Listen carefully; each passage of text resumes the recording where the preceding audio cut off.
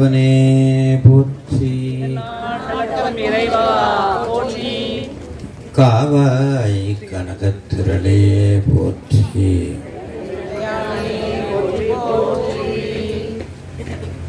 மந்திரம் ஒன்றறியே மனை வாழ்க்கை மகிழ்ந்தடியேன் சுந்தர வேடங்களால் துரிசே செய்யும் தொண்டனை அந்தரமால் விசும்பில் அழகானை அருள் புரிந்த துந்தரமே நெஞ்சமே நொடித்தான் மலை உத்தமனே நொடித்தான் மலை உத்தமனே.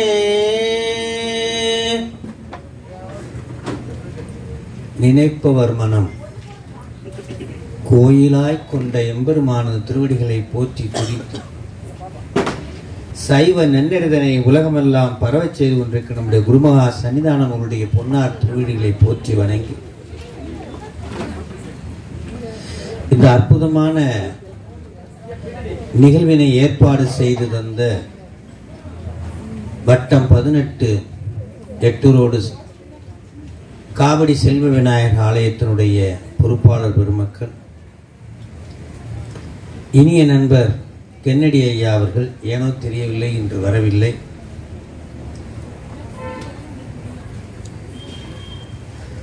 மற்றும்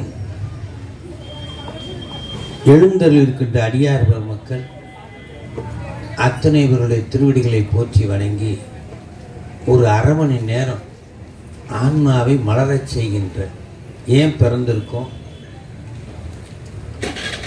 ஏன் இருக்கிறோம், ஏன் வாழ்றோம் அப்படின்றது ஆன்மீக வாழ்க்கை அற்புதமான தலைப்பு. எல்லா உயிர்களும் வாழுது, அதுல எந்த விதமான சந்தேகம் இல்லை. ஈயிலிருந்து காக்காயிலிருந்து ஊர்வனிலிருந்து எல்லாமே வாழ்ந்து கொண்டிருக்கு. உயிர்கள்ல 2 விதம். அவன் அவளாக இருக்கின்ற மானிட பிறவி ஒரு விதம், அதுவாக இருக்கின்ற ஏனைய பிறவிகள் ஒரு விதம். ஆடு மாடு கோழி பறவை ஊர்வன நீந்துவன அதுவும் வாழ்ந்து கொண்டிருக்கிறது, அவன் அவளும் வாழ்ந்து கொண்டிருக்கிறது. அவன் அவள் யாருன்னா மானிட பிறவி. அது யாரு அப்படின்னா மற்ற பிறவிகள். மொத்தம் 7 பிறவியில ஒரே பிறவிதான் மானிட பிறவி. ஏனைய 6 பிறவியும் மற்ற பிறவி. எல்லா உயிர்களுக்கும் ஒரு சமமான ஒரு ஒப்பீடு உண்டு. எல்லாம் உண்ணும், எல்லாம் உறங்கும், எல்லாம் போக்குவரவுக்கு உட்படும், புணர்வுக்கு உட்படும், ஜனனங்களை உற்பத்தி செய்யும், இனப்பெருக்கத்தை ஏற்படுத்தும். எல்லாவற்றுக்கும் ஒரு பொருத்தம் உண்டு. இதுக்கு பேரு வாழ்க்கை. சாப்பிடும், தூங்கும், இருக்கும், இனப்பெருக்கம் செய்யும், எல்லா உயிர்களும் மனிதன் உட்பட. இது எல்லாருக்கும் பொருந்தும். இதுக்கு பேரு வாழ்க்கை. ஆனா மானிட பிறவிக்கு மட்டும் இறைவன் மேலான அறிவை கொடுத்திருக்கிறார். அரிது அரிது மானிடராய் பிறப்பது அரிது, அரிது அரிது கூண்டு செவிடு இன்றி பிறப்பது அரிது. அரிது அரிது சைவ குடும்பத்தில் பிறத்தல் அரிது, அரிது அரிது சைவம் பிறளாது இருத்தல் அரிது, அரிது அரிது சைவம் வறுமையில் இல்லாது சைவ பணி செய்தல் அரிது. இதெல்லாம் பெரிய விஷயம். மானிட பிறவிக்கு மட்டும்தான் உண்டு, ஏனைய பிறவிகளுக்கு கிடையாது. அப்போ மற்ற பிறவிகள் வாழ்வது போல நாம் வாழ்ந்தால் அதுக்கு பேர் வாழ்க்கை. அதுக்கு பேர் பௌதீக வாழ்க்கை அல்லது உலக வாழ்க்கை அல்லது உலகியல் என்று பொருள். உலகத்துல வாழ்றது, எல்லாரும் போல வாழ்றது, அதுக்கு பேர் வாழ்க்கை. ஆனால் ஆன்மீக வாழ்க்கை என்ற ஒரு வாழ்க்கை இறைவன் நமக்கு கொடுத்திருக்கிறான். அதை நம்ம புரிந்து கொள்ளணும். அது என்ன சாமி செய்யணும்? ஆன்மீக வாழ்க்கைக்கு பிற வாழ்க்கைக்கு என்ன சாமி வித்தியாசம்? சிங்கம் நினைச்சா அதை போய் பிடிச்சிடும், கோபம் வந்தா அடக்காது,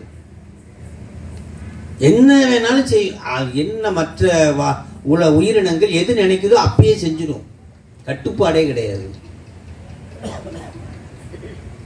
ஆனா மனிதனுக்கு மட்டும் ஒரு கட்டுப்பாடு இருக்கிறது, எல்லாத்துலயும் ஒரு டிசிப்ளின். என்ன டிசிப்ளின்? கண்ணு போற போக்கிலேயே போகும், காது போற போக்கிலேயே போகும். கண் போன போக்கிலே கால் போகலாமா? இது புது கவிதை. இஷ்டத்துக்கு அப்படி போகுமா? போனா அது தப்பு தப்பா வழியை காட்டுமா? கண்ணு, காது, மூக்கு, உடம்பு எல்லாம் என்ன எந்த வழியில கொண்டு போகுமா? தவறான வழியில போய் செலுத்துமா. என் கட்டுப்பாட்டுல இருக்காது, அது கட்டுப்பாட்டுல நான் இருப்பேன். அதான் ஞானசம்பந்தர் சொல்றாரு, அது எப்படிப்பட்டதுன்றாரு.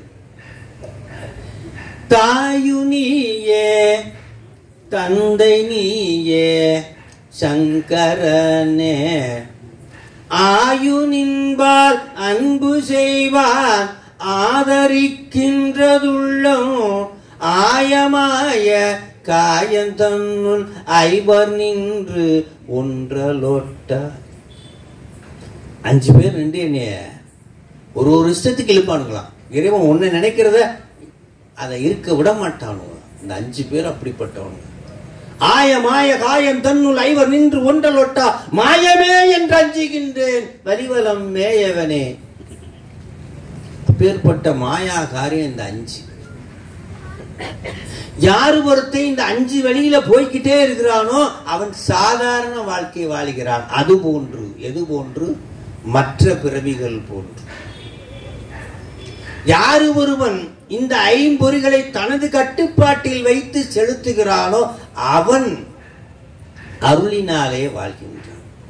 அதே ஞானசம்பந்தர் இன்னொரு பாட்டுல சொல்றாரு, சுழிந்த கங்கை தோய்ந்த திங்கள் தொல் அரா நல்கிதழி சழிந்த சென்னி சைவ வேடம் தால் இணைந்து ஐம்புலனும் அழிந்த சிந்தை, ஐம்புலனும் அழிந்த சிந்தை, அந்த நாளார்க்கு அறம் பொருள் இன்பம் வீடு முழிந்த வாயான் முக்கன் மேயது முதுகுன்று.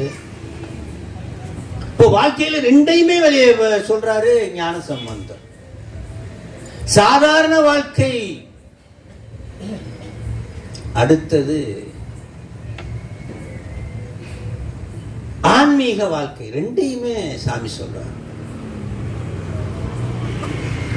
திருமந்திரத்துல எப்படி ஆன்மீக வாழ்க்கை வாழ வேண்டும் என்று 9 தந்திரங்களையும் படிச்சா அதில் இருக்கக்கூடிய முக்கிய பொருள் தெரியும். ஆன்மீக வாழ்க்கைக்கு எது மிக சரியான ஒரு விஷயம்? யாவர்க்குமாம் இறைவனுக்கு ஓர் பச்சிலை, யாவர்க்குமாம் பசுவிற்கு ஓர் வாயுரை, யாவர்க்குமாம் உண்ணும் போது ஒரு கைபிடி, யாவர்க்குமாம் பிறருக்கு ஓர் இன்னுரை தானே.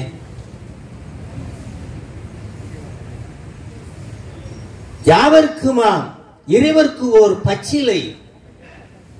இதில் என்ன ஒரு இதுல இறைவனுக்கு தொண்டு செய்வதில் பச்சிலை முக்கியமா அல்லது மல்லிகை பூ முக்கியமா? சாமிக்கு வச்சு கும்பிடுறோம், இருக்கிறதுலே காஸ்ட்லியஸ்ட் பூ இன்னைக்கு மல்லிகை, முல்லை, அப்புறம் என்னென்னமோ பூவெல்லாம் இருக்கு, வாசனை பூவெல்லாம் இருக்கு. அது முக்கியமா சாதாரண பச்சிலை முக்கியமா? சாமி என்ன வர்றாரு? யாவர்க்குமாம் இறைவர்க்கு ஓர் பச்சிலை என்றார். அப்ப பிற பூக்களை சூடுறதா பச்சிலையை சூடுறதான்னு வரும். அப்படின்னா என்ன அர்த்தம்னா, பூ முக்கியம் அல்ல, பூ என்பது ஒரு சாதனமே. அதில் ஏதோ ஒரு முக்கியமான விடயம் மறைந்திருக்கிறது. இலைய கூட சாமி வாங்கிக்குவாராம். சாமி வாங்கிக்கிறது ஊமத்தம் காய கூட, ஊமத்தம் பூவை கூட சுடிக்குவாராம். நம்ம ஊமத்தம் பூ பக்கமே போக மாட்டோம், எல்லாத்தையும் சூடிக்குவார் சாமி. வேண்டுதல் வேண்டாமே அவருக்கு எதுவுமே கிடையாது. எல்லா மலர்களையும் எல்லா பூக்களையும் நஞ்சையும் உண்டுவார். நஞ்சனி கண்டன். நாமெல்லாம் நஞ்சை தொடக்கூட மாட்டோம், நஞ்சு பக்கம் திரும்பவே மாட்டோம். அப்ப என்ன ஒரு விடயம் மறைந்திருக்கிறது என்றால் அன்பு. அதுதான் முக்கியம். யாவர்க்கும் இறைவருக்கு ஒரு பச்சிலை, யாவர்க்குமா பசுவுக்கு ஒரு வாயுரை. எல்லா சீவராசிகளும் உலகத்தில் நல்லா இருக்கணும். சீவகாருண்ய ஒழுக்கம் வள்ளலார் சொல்றார். எல்லா உயிரினங்களும் வாழ வேண்டும். அதுக்கு என்ன செய்யணும்? ஏதாவது ஒரு நாள் முடிந்தது செய்யும். யாவர்க்குமா முன்னும் போது ஒரு கைப்பிடி. குமரகுரு ஒரு பாட்டுல சொல்வார், வாங்கும் ஒரு கவலம் யானை கொடுப்பாங்க. வாங்கும் கவலத்து ஒரு சிறிது வாய் தப்பினும். யானைக்கு உருண்டை உருண்டையா உள்ள தள்ளுவாங்க, பார்த்துருக்கீங்களா? கவலம் அது கொஞ்சோண்டு உடஞ்சு கீழே விழுந்துருமா. வாங்கும் கவலத்து ஒரு சிறிது வாய் தப்பினும். குமரகுருவர் நல் நெறியில சொல்றார். அந்த ஒரு வாய் தப்பினும் தூங்கும் கலிச்சோ துயருராது. அதுக்காக அந்த களிர் யானை கஷ்டப்படாதான். ஐயோ கீழே விழுந்துருச்சே, வேஸ்டா போயிடுச்சேன்னு கஷ்டப்படாது. ஆங்கு அது கண்டு, அது எப்படி நினைச்சுக்குமா? ஆங்கு அது கண்டு ஊரும் எறும்பின் ஒரு கோடி. ஊரும் எறும்பின் ஒரு கோடி. ஒரு கோடி எறும்பு அதை சாப்பிட்டுருமா. இது ஒரு யானை வைத்து கொஞ்சோண்டு போனா போதும். அதே போல நீங்க கொஞ்சோண்டு உங்களால முடிஞ்சத எச்சிக்கையில காக்கா ஓட்டுனாலே போதும், அது அந்த காக்காய்க்கு போயிடும். கொஞ்சோண்டு அந்த எறும்புக்கு சுண்ணாம்பு கோலம் போடாம அரிசி கோலம் போட்டாலே போதும். சுண்ணாம்பு கோலம் போட்டு அதை அனுப்பிடாம யாவர்க்குமா பசுவுக்கு ஓர் வாயுரை. யாவர்க்குமாம் பிறருக்கு ஓர் இன்னுரை. இன்சொல் நம்மள்ட்ட அதான் நடக்க மாட்டேங்குது. நீ இன்சொல் செய்வதே அன்புன்றாரு. இன்சொல்லாக பேசுவதே ஒரு அன்பு. 4 வரிகள் சொல்லியிருக்கிற 4 வரிகள்ல எது கூறாக இருக்கிறது, கருவாக இருக்கிறது என்றால் அன்பு. முதல்ல இறைவனிடத்திலே அன்பு, பிற உயிர்களிடத்திலே அன்பு. இன்சொல்லே ஒரு அறம், இன்சொல்லே அன்பு. அவங்க எப்படி செய்யணுன்றது இல்ல, அந்த சாதனம் முக்கியம் இல்ல, பூ முக்கியம் இல்ல. சாக்கியனார் புராணத்தை எடுங்க. என் நிலையில் நின்றாலும் அவன் நல்ல இந்த உடுப்பு தான் போட்டிருப்பாங்க சாக்கியர். என் நிலையில் நின்றாலும் எக்கோலம் கொண்டாலும் மன்னிய சீர் சங்கரன் தாள் அவனுடையதுதான் பொருள் என்றே. மன்னிய சீர் சங்கரன் தாள் மறவாமை பொருள் என்று. துண்ணிய வேடம் தன்னை மறவாமை அதை விட்டுறாரு, அதே வேடத்துல தான் போறாரு. அப்படி சிவனை போய் தொழுதார். எப்படி கொண்டதொரு கல் எடுத்து குறிகூடும் வகையறிய. சாமி ஒரு கல் எடுப்பாரா, சாமி நீ பூவா நினைச்சுக்கோ. ஏன்னா நான் கல்லை போட்டலைன்னா, பூவை போட்டேன்னா எனக்கு சோறு போட மாட்டானுங்க, இந்த பயில சோறு போட மாட்டாங்க, என்னை துரத்தி விட்டுருவானுங்க. அதனால நான் போடுற கல்லை நீ பூவா நினைச்சுக்கோ அப்படின்னு சொல்லிட்டு கொண்டதொரு கல் எடுத்து குறிகூடும் வகை எறிய குட்டு குட்டுன்னு சாப்பிட உட்காந்துட்டாராம். சாப்பாடெல்லாம் பரிகலம் இட்டாங்க. சாப்பாடு எடுத்து வாயில வைக்க போற நேரம் சாப்பாடை கீழே போட்டு குட்டு குட்டு குட்டுன்னு ஓடுறாராம். எல்லாரும் என்ன ஆச்சுன்னு தெரியல. பரிகலம் இட்டு சாப்பாடு எடுத்துட்டாரு. எடுத்து வாயில வைக்கும்போது கீழே திருப்பி போட்டு ஓட்டமா ஓடுறாரு. டெய்லி செய்யற தொண்டை ஒண்ண மறந்துட்டனே. மற்றவன் பாக்குறான், எதுக்குடா இப்படி ஓடுறான்னா சிவன் கோயிலை நோக்கி ஓடுறானே, ஒருவேளை இவன் சிவன் பக்தரை மாறிட்டானா. சாக்கிய நாயனார் மற்றவங்களாம் பார்த்து இவங்க இப்படி நினைக்கிறாங்க, சிவன் பக்தரா மாட்டான்னு. இவர் என்ன பண்ணாரு, போன உடனே அந்த கல்லு ஒண்ணு எடுத்தாரு. இன்னைக்கு செய்யற தொண்டை நான் விட்டுட்டேன்னு சொல்லி சாமி மேல தொங்கிட்டு போனார். இவங்க நினைச்சுக்கிறாங்க சாமியை டெய்லி அடிக்கிற கல்ல அடிக்க மாட்டான் போல. கொண்டல் ஒரு கல் எடுத்து குறி கூடும் வகையறிய உண்டிவினை ஒழித்து அஞ்சி.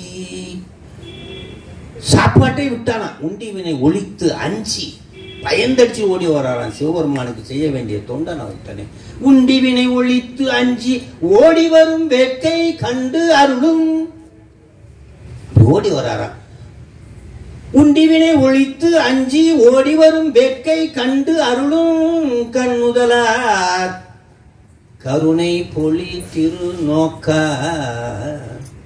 தொண்டர் எதிரே துணவியோடும் தோன்றினார். அப்ப அந்த கல் எடுத்து போடுறது முக்கியம் இல்லை, அவர் டெய்லி செஞ்ச தொண்டுல தவறிட்டானே அப்படின்னு உண்டிவினை ஒழித்து அஞ்சி ஓடி வரும் வேட்கை கொண்டு. அப்ப இங்க என்ன முக்கியம் அப்படின்னா அன்பு. அன்புல பல வகை இருக்குது. கல்யாணம் ஆயிடுக்கும் புதுமண தம்பதிகள் சில நாட்கள் தான் ஆயிருக்கும். அம்மா சொல்லுவாங்க, தம்பி எனக்கு இந்த மாத்திரை இப்ப உடனே அர்ஜென்டா வாங்கிட்டு வைப்பா, தீர்ந்து போச்சு. பையன் சொல்லுவான், நாளைக்கு வாங்கிட்டு வரேன்மா. ஏன்டா, இன்னைக்குதான் ஹோட்டலுக்கு கூட்டு போறேன்னு சொன்னேன், அதனால நாளைக்கு கூட்டு. இப்போதான் கல்யாணம் ஆயிடுச்சு. அதுக்குள்ள இது மனைவி மேல் வைத்த அன்பா? அன்புதான் அப்படின்னு நீங்க சொல்லுவீங்க. இது ஒரு வகையான அன்பு. இதுக்கு பேரு மயக்கமான அன்பு, டெம்பரவரி.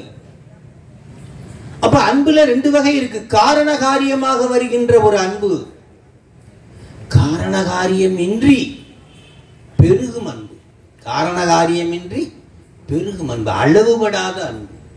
அளவுபடாததொரு அன்போடு ஐயார் அடைகின்ற போது இளமணனாகு தழுவி ஏறு வருவன கண்டேன் அவர் திருப்பாதம் கண்டறியாதன கண்டே. ரமண மகரிஷி, ரமணர் இருந்தாரு. அவர் ஒரு கதை சொல்லுவார். புகைவண்டியிலே ஒரு தாயும் குழந்தையும் போனாங்களாம். அந்த குழந்தை என்ன பண்ணுமா, அழுகுமா, தண்ணி இல்லை, தீந்து போச்சு, தண்ணி இல்லை. ட்ரெயின் எப்பயாவது ஒரு டைம் தான் நிற்கும். அப்படி தொட்டி கட்டி அந்த குழந்தைய படுக்க வச்சிருக்காங்க. அந்த குழந்தை அழுகுது. ஒரு ஸ்டேஷன் வந்து நிக்குது. பக்கத்தில் இருக்கவங்க குழந்தைய பார்த்துக்கங்க, நான் தண்ணி பிடிச்சிட்டு வந்துடுறேன் சொல்லிட்டு போறேன். ஆனா சொல்லிட்டு நேரடியாக தண்ணி பிடிக்க போவாங்களா, குழந்தைய பார்த்துக்கிட்டே போவாங்களா? பார்த்துக்கிட்டே போறாங்க. ஒரு கண் எது மேல இருக்கும்? குழந்தை மேலேயே இருக்கும். தண்ணி மேல அவசரமா பிடிப்பாங்க. மணி அப்படியே அர்ஜென்ட்டா அடிச்சிருச்சுன்னா தண்ணி பிடிக்கிறாங்களோ இல்லையா, எங்க ஓடி வந்துருவாங்க ட்ரெயின். ஒரு கண் குழந்தை மேலேயே பார்வை இருக்கும். இது எல்லாரும் நம்ம பார்த்துக்கிட்டு இருக்கோம். வந்த யாத்திரைக்கு வந்தவங்க குழந்தைய பார்த்துக்கிட்டு நம்மளே தண்ணி வாங்கி கொடுத்துருக்கலாம்டா. இது வேற அந்த அம்மாவை அனுப்பிட்டோம், நம்மளே வாங்கி கொடுத்துருக்கோம். யாத்திரை வந்தவங்க இப்போ அந்த அன்பு எப்படி இருக்குன்னு நம்ம முழுசா உணர முடியுமான்னா உணர முடியுமா? உணர முடியாது. அவங்க இடத்துல நம்மளே போய் இருந்தா தான், நமக்கு அதே மாதிரி ஒரு சிச்சுவேஷன் வந்தாதான் அந்த அன்பை நம்மளால என்ன பண்ண முடியும், உணர முடியும். திருமந்திரம் திருமூலர் ஏன் வந்தார்? அப்படியே கேதாரம் எல்லாம் வழிபட்டு அகத்திய முனிவரை பார்க்கறதுக்கு கைலாயத்திலிருந்து வர்றார். மன்னுதரு கேதாரம் வழிபட்டு முனிவர் பண்ணு புகழ் பசுபதி நேபாளத்தை பணிந்தேத்து வரிசையா கும்பிட்டு வர்றார். அங்கே நடந்த உங்களுக்கு கதையெல்லாம் தெரியும். என்னை நன்றாக இறைவன் படைத்தனன், தன்னை நன்றாக தமிழ் செய்யுமாறே. இறைவன் என்னை நன்றாக படைச்சான், எதுக்கு தெரியுமா? அவனை நன்றாக தமிழ் செய்யுமாறு. அது எப்படி ஆட்கொண்டான்றதா இங்க சொல்றாரு. இவர் திருமூலர் சுந்தரநாதனா தான் வந்தாரு. வரும்போது மூலன்றவன் ஒருத்தன் உடம்புக்குள்ள புகுந்தார். எதுக்காக? அங்க இருந்த பசுமாடுகள்லாம் மூலன் என்பவன் இறந்து விட்டான், துன்பத்தில் தவிக்கிறது, துன்பத்தில் தவிக்கிறது அந்த பசுமாடுகள் எல்லாம். அந்த துன்பத்தை பார்க்கிறாரு. அந்த துன்பம் என்னென்னமோ பண்ணி பார்க்கிறாரு.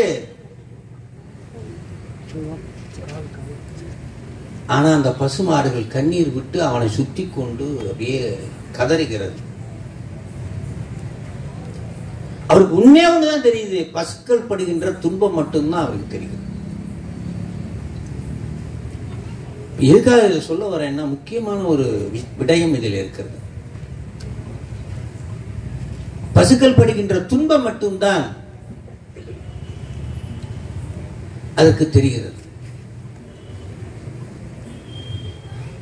அப்போ என்ன நடக்குது அப்படின்னா, அவர் உடம்புக்குள்ள இவர் போயிடுறாரு. எதுவுமே தெரியல, எப்படியாவது இந்த பசுக்களுடைய துன்பத்தை போகும். இவன் உயிர் பெற்று எழில் அன்றி, இவன் உயிர் பெற்று எழில் அன்றி ஆக்கல் இடர் நீங்கா என்று. பசுக்களுடைய துன்பம் போகாது, இவன் எந்திரிக்கலைன்னா. அவன் உடலில் தன் உயிரை பாய்ச்சுவதற்காக என்ன பண்றாரா, தாம் முயன்ற பவனவழி அவன் உடலில் தன் உயிரை பாய்த்தினார். கூடு விட்டு கூடு பாயிறார், உள்ள பூந்துடுறார். நமக்கு கூடு விட்டு கூடாயிர வித்த தெரியுமானா தெரியாது, பாதி வரைக்கும் தான் தெரியும், முழுசும் தெரியாது. உயிரை அப்படியே உடம்புக்குள்ள இருந்து உயிரை பிரிக்கிற அளவுக்கு தான் நமக்கு தெரியும். இன்னொரு உடம்புக்குள்ள போய் சேர்க்கிற மூக்கையும் வாயும் நல்லா இருக்க போத்தணும்னா பிரிச்சுக்கலாம். திரும்பி சேர்க்கிற விடயம்னா நமக்கு தெரியாது. தாம் முயன்ற பவனவழி அவன் உடலில் தன் உயிரை பாய்த்தினார். பாய்த்தியபின், அது வரைக்கும் சுந்தரனார். பாய்த்தியபின் திருமூலராயழலும், உலகத்துக்கு திருமூலரா எந்திரிச்சாராம், உடம்பு மாறி. பாய்த்தியபின் திருமூலராயழலும் பசுக்கள் எல்லாம், அப்படி எந்திரிச்சவனே எப்படி இருக்கும் பசுக்கள் எல்லாம்? நாத்தழும்பி நக்கி மூந்து. கண்ணுக்குட்டிய மாடு பார்த்துருக்கீங்களா? கண்ணுக்குட்டி எப்படி நக்கும், எப்படி மோந்து மோந்து பார்க்கும். நாமளும் குழந்தை என்ன பண்ணுவோம் தெரியுமா? செல்லமா கடிப்போம், செல்லமா நுகர்ந்து பார்ப்போம் குழந்தைய. அதெல்லாம் இருக்கும், பெண்களுக்கு தான் தெரியும். நாத்தழும்பி நக்கி மோந்து அணைந்து கனைப்பொடு வாளெடுத்து துள்ளி எல்லாம் செய்யலாம். என்னென்ன சேட்டையெல்லாம் அது செய்யுமோ. திருமூலர் எந்திரிச்சானே வாள் எடுக்குதான், துள்ளுதான், கனைக்குதான், நக்குதான், முகந்து பாக்குதான். நாத்தழும்பி நக்கி மோந்தி அணைந்து கனைப்பொடு வாள் எடுத்து துள்ளி வாய்த்த அன்பினார். எல்லாரும் நீத்த துயரினவாய் நிறைந்து போய் மேய்ந்த நவ்வாய். துயரெல்லாம் போய் மகிழ்ச்சியா இருக்குதான். இப்ப என்ன நடந்திருக்கு அப்படின்னா, அந்த தாயாவே ரமண மகரிஷி சொன்ன கதையில அந்த தாயா நம்ம போய் இருந்தா தான் உண்மையான அன்பு நமக்கு புரியும். குழந்தையை பெற்று எடுத்து வளர்த்தாதான் குழந்தை மேல் உள்ள உண்மையான அன்பு நமக்கு தெரியும். இன்னொருத்தரை பார்த்து தெரிஞ்சுக்க முடியாது. முதல்ல இந்த குழந்தை அன்பு நமக்கு அரைவாசி தான் தெரிஞ்சது, இப்போ முழுவாசி தெரியும். அந்த பசுக்கள் எல்லாம் அந்த மூலனிடத்திலே எவ்வளவு அன்பு இருந்தது என்பது நமக்கு ஓரளவு தான் தெரிஞ்சது. இப்ப இவர் உடம்பு கொள்ள புகுந்து தானாகவே மாறிவிட்டவுடன் முழுமையாக அந்த பசுக்களுடைய அன்பை உணர்ந்தார். அது நக்குனதையும் முகர்ந்து பார்த்ததையும் அது வால் எடுத்து துள்ளியதையும் முழுதாக முகர்ந்து பார்த்தார். அதை போல ஆன்மீக வாழ்க்கை என்ற அன்போடு நாம் வாழ்ந்து பார்த்தால் இறைவன் அருளுகின்ற அந்த அருளை நாம என்ன பண்ணலாமா? நுகர்ந்து பார்க்கலாம். அதுக்குள்ளறையே போகணும். அதுக்குள்ளே அப்பர் சாமி ஒரு பாட்டுல சொல்றாரு, எப்படி அன்பை செலுத்துறது? மெய்மையாம் உளவை செய்து மெய்மையாம் உளவை செய்து விருப்பென்னும் வித்தை வித்தி. ஆசை பண்ணணுமா? ஒரே ஒரு ஆசை தான் பண்ணணுமா? விருப்பெனும் வித்தை வித்தி. வள்ளுவர் சொல்லுவார், பற்றுக பற்றற்றான் பற்றினை அப்பற்றை பற்றுக பற்றுவிடற்கு. ஒருத்தனை தான் பற்றணுமா உலகத்துல, ஏனையவர்கள் எல்லாம் பற்றக்கூடாது. பற்று இல்லாத ஒருத்தனை பற்ற வேண்டும். யாருடா பற்று இல்லாதவன்னா இறைவன் ஒருவன். நம்மகிட்ட எல்லாத்தையும் பற்று இருக்கு. மெய்மையாம் உளவை செய்து விருப்பெனும் வித்தை வித்தி பொய்மையாம் கலையை வாங்கி. பொய் நம்மகிட்ட ஏகப்பட்டது. பொய் மேல பற்று இருக்கு. பொருள் மேல ஆசை, மண்ணு மேல ஆசை. எதெல்லாம் நம்ம விட்டு பிரியுமோ அது மேல பூரா ஆசை. உண்மையே சொல்லுங்க, நீங்க எது தங்கத்து மேல ஆசை வச்சிருக்கீங்க? தங்கம் உங்களை விட்டு ஒரு நாள் பிரியும். மண்ணு மேல ஆசை, அதுவும் உங்களை விட்டு பிரியும். நீங்க அதை விட்டு பிரிஞ்சிருவீங்க. அது உங்களை விட்டு பிரியுதோ இல்லையோ, நீங்க அதை விட்டு பிரிஞ்சிருவீங்க. பொண்ணு மேல ஆசை, மண்ணு மேல ஆசை, கணவன் மேல, எல்லாமே நம்மளை விட்டு பிரியக்கூடியது மேலேயே ஆசை வச்சு துன்பப்படுறோம். பொய்மையாம் கலையை வாங்கி பொறையனும் நீரை பாய்ச்சி தகவனும் வேலியிட்டு. நமக்கு நாமே ஒரு வேலியிட்டுக்கணும். இப்படித்தான் வாழ்வேன், இப்படித்தான் இருப்பேன், திருநீர் பூசுவேன், கவசமா இருப்பேன். யாரு வேள்வியில நமக்கு ஒரு வேலி இட்டுக்கிறாங்க? யாருமே வேலி இட்டுக்கிறது இல்ல. காக்கும் கவசமாக தகவனும் வேலியிட்டு என்னை எந்தவித தீமைகளும் தாக்காது நானே ஒரு வேலி இட்டுக் கொள்ள வேண்டும். தகவனும் வேலியிட்டு செம்மையுள் நிற்பராகில் சிவகதி விளையும் என்றே. சிவகதி விளைவதற்காகத்தான் அன்பு. அன்பு மயக்குகின்ற தற்காலிக காரண காரியமாக வருகின்ற அன்பு நிலையற்ற அன்பு. காரண காரியம் இல்லாம வர அன்புதான் நிலையான அன்பு. அது என்னங்க காரண காரியம் இல்லாம வர அன்பு? ஒரு காரணத்தோட வரும் அந்த அன்பு நிலையற்ற அன்பு. ஏதாவது ஒரு 10,000 ரூபாய் இப்ப இருந்தா என் பிரச்சனை சரியாயிடும். அந்த 10,000 கொடுத்தவனே வரக்கூடிய அன்பு என்னன்னா காரண காரியமாக வரக்கூடிய அன்பு. காரியம் இல்லாமல் வரக்கூடிய அன்பு என்ன ஒரு மாதிரி சோகமா இருக்கீங்க, ஏதோ ஒரு பண கஷ்டமா, பணம் வேணுமா, உடனே இருக்கு தரேன், வேற என்ன பிரச்சனை உங்களுக்கு, என்ன எப்படியாவது சரியாகும், ஏன் இப்படி இருக்கீங்க, என்ன உங்க முகத்துல ஒரு கவலை தெரியுது, என்ன அப்படின்னு எந்தவித காரணமும் காரியமும் இன்றி நீயே செய்கின்ற தொண்டு. அன்பு என்ன அப்படின்னா, உண்மையான அன்பு எது அப்படின்னா, பிற உயிர்களை துன்பத்தில் இருந்து நீக்கி அவர்கள் மகிழ்வதை பார்க்கின்ற அந்த நீ செய்த தொண்டிலே என்ன அன்பு செய்தாயோ அதுதான் உண்மையான அன்பு. உண்மையான அன்புக்கு ஒரு இலக்கணம் என்னன்னா, பிற உயிர்கள் துன்பத்திலிருந்து நீ நீக்கினால் அது படுகின்ற மகிழ்ச்சியை பார்த்து நீ மகிழ்வதுதான் உண்மையான அன்பு. இறைவனுக்கு அந்த அருள் தான் இருக்கா. இறைவன் நமக்கு இருக்கிறது அன்பு, இறைவனுக்கு இருக்கிறது அருள். இறைவன் தன்னிடம் இருக்கக்கூடிய அத்தனையும் கொடுத்து, எப்படி ஒரு மாமன் அம்மான் என்று சொல்லுவார்கள், அம்மான்னா மாமன் அர்த்தம். அம்மான் மாமா தன்னிடம் இருக்கக்கூடிய பொன்னையும் கொடுத்து பொருளையும் கொடுத்து அவனை அப்பா என்ற அந்தஸ்துக்கும் வர வைத்து, கணவன் என்ற அந்தஸ்துக்கும் வர வைத்து, குடும்ப தலைவன் என்ற அந்தஸ்துக்கும் வர வைத்து, பெண் சம்பாதிக்கிற அத்தனையும் உனக்குத்தான் என்று சொல்லி அத்தனையும் கொடுக்கிறான்.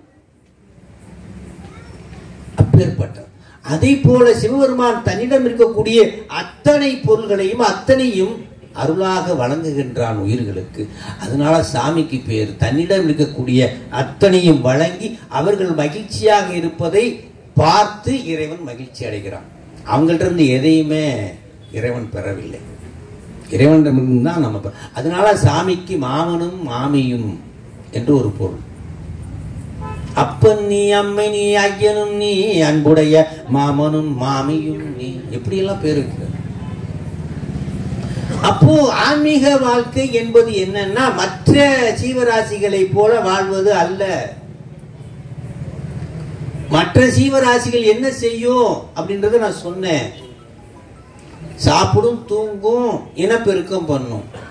நாமளும் சாப்பிடுறோம், தூங்குறோம், இனப்பெருக்கம் செய்யறோம். என்ன அப்ப மானிட பிறவிக்கு என்ன? அப்ப என்னன்னா ஒரு கேள்வி எழுப்பணுமா நமக்கு? எதுக்குடா பிறந்திருக்கோன்னு ஒரு கேள்வியை மட்டும் நீ கேட்டேன்னா போதுமா? அதுதான் உண்மையான ஞானத்திற்கான வழி. எதுக்கு பிறந்தோம், எதுக்கு இந்த உடம்பு அப்படின்னு ஒரு கேள்வி நீயே எழுப்பணுமா? இந்த எலும்பு எதுக்கு கொடுத்திருக்காரு, இந்த உடம்பு எதுக்கு கொடுத்திருக்காரு, ஏன் பிறந்தோம் அப்படின்னு அதை மட்டும் கேள்வி எழுதிட்டேன்னா அதுதான் திருமந்திரத்தை சொல்றாரு. உடம்பின் பிறவி விடம் தீர்த்து ஞானம் முதல் நான்கும். ஞானம் முதல் நான்கும் அப்படின்னா என்ன அர்த்தம்? ஞானம் முதல், அப்ப மேனைய 3 முன்னாடி இருக்கு. ஞானத்துக்கு முன்னாடி என்ன இருக்கு? சரியை, கிரியை, யோகம், ஞானம். ஞானம் முதல் ஃபர்ஸ்ட்னா அதுக்கு முன்னாடி இருக்கிற 3 என்னது? சரியை, கிரியை, யோகம். ஞானம் முதல் 4 அலர் நத்திரு மந்திரமாலை பான்மை முறை ஓராண்டுக்கு ஒன்றாய் ஏன எயிரிந்தானே ஒன்றவன் தான் என எடுத்து அற்புதமா சொல்லுவார். உடம்பின் பிறவி விடம் தீர்த்து ஞானம் முதல் அலர் நத்திரு மந்திர மாலை பான்மை முறை ஓராண்டுக்கு ஒன்றாக 3000 ஆண்டு புவி மேல் மகிழ்ந்திருந்தார். நாமளும் துன்பத்துல தான் வாழ்வோம். அவர் 3000 ஆண்டு இருந்தா நம்ம எவ்வளவு துன்பத்துல வாழ்வோம் நினைச்சு பாருங்க. ஓராண்டுக்கே எவ்வளவு துன்பம். ஆபீஸ்க்கு போனா பெட்டிஷன் கொடுப்பானோ, இது கொடுப்பானோ, அது கொடுப்பானோ, மெமோ கொடுப்பானோ, ஐயோ இவன்ட்ட தப்பிச்சு வெளியில வீட்டுக்கு வர்ற வரைக்கும் மூச்சு விட முடியல. சில அதிகாரிகள்லாம் வந்தா தப்பிச்சு வந்தா போதும் போல இருக்கு. அதே மாதிரி ஒவ்வொரு வாழ்க்கையிலையும் ஒவ்வொரு தடைகளையும் தாண்டி தாண்டி தாண்டி துன்பம். ஆனா அவர் 3000 ஆண்டு புவி மேல் மகிழ்ந்திருந்து பான்மை முறை ஆண்டுக்கு ஒன்றா அப்படின்னா எவ்வளவு பவர்ஃபுல் இந்த வரிகளாக இருக்கும். ஒவ்வொரு வரியும் எவ்வளவு பவர்ஃபுல்லா இருக்கும். முதல் பாடலை சிவனொடுவக்கும் தெய்வம் தேடினும் இல்லை எடுத்தோடனே சிவம் தான் ஆரம்பிக்கிறார். சிவனொடுவக்கும் தெய்வம் தேடினும் இல்லை அவனோடு ஒப்பார் இங்கு யாவரும் இல்லை புவனம் கடந்தன்று புன்னொலி மின்னும் தவண சடைமுடி தாமரை யானே. எவ்வளவு பவர்ஃபுல் காட் என்றார். எடுத்தோடனே Sivaperuman powerful God, the only one God. Manikkavasagar சொல்றார், ஒரே ஒருத்தன் காண்கன்னு. ஒரே ஒருத்தன் பெரியோன் ஒருவன் காண்க, அது இவன் தான்டா. சுட்டி காட்டுவாரு துவார பாலகர்கள்லாம். ஒருத்தன் அவன் இவன் தான்டா, ஒன்றவன் தான். ஏனைய கடவுளர்கள்லாம் பதவியா, பதவி கொடுக்கும் போது என்ன பண்ணுவாங்க தெரியுங்களா? ஒரு கிரீடத்தை வைப்பாங்க, ராஜாவுக்கு பதவி, கையில செங்கோல், இது மாதிரி ஏதேனும் ஒண்ணு ஒரு ஒரு சாதனத்தை ஒரு மீடியாவை கொடுத்து பதவியேற்க வைப்பாங்க. பதவி ஏற்றாலே என்ன அர்த்தம்? பதவி ஏற்றார் அப்படின்னா ஒரு நாள் பதவி இறங்குவார். பதவி ஏற்றார் அப்படின்னா ஒரு நாள் பதவி இறங்குவார். ஆனா இறைவனுக்கு மட்டும் எந்த கிரீடமும் சூட்டப்படவில்லை. யாராலும் கண்டுபிடிக்க முடியாத, தேடி அறிய முடியாத திருமுடி அவருக்கு இருக்குதான். யாருக்கு?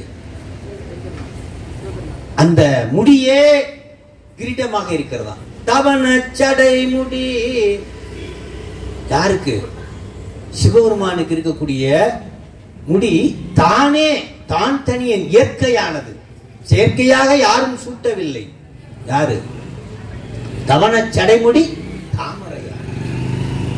அப்பேற்பட்டவனை எப்படி தொழணும்?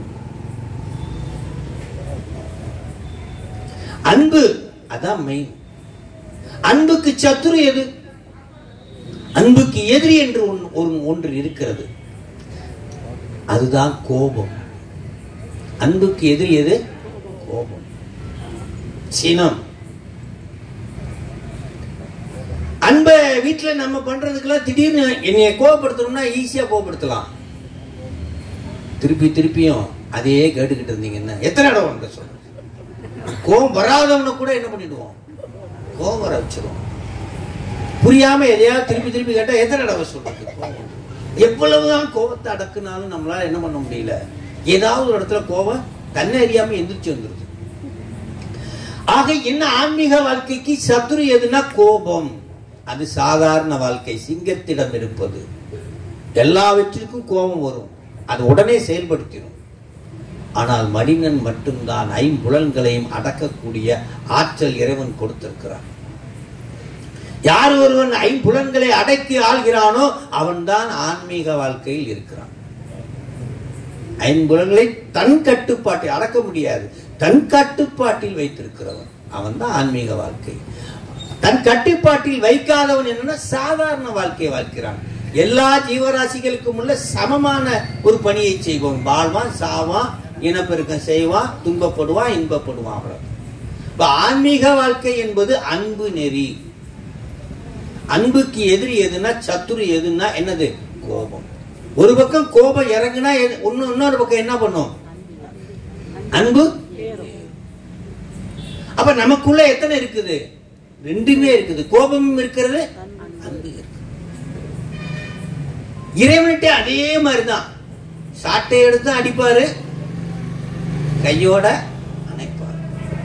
சாட்டை எடுத்து அடிக்கிறதுக்கு பேரு மறைப்பாற்றல், அணைக்கிறதுக்கு பேரு அருளாற்றல்.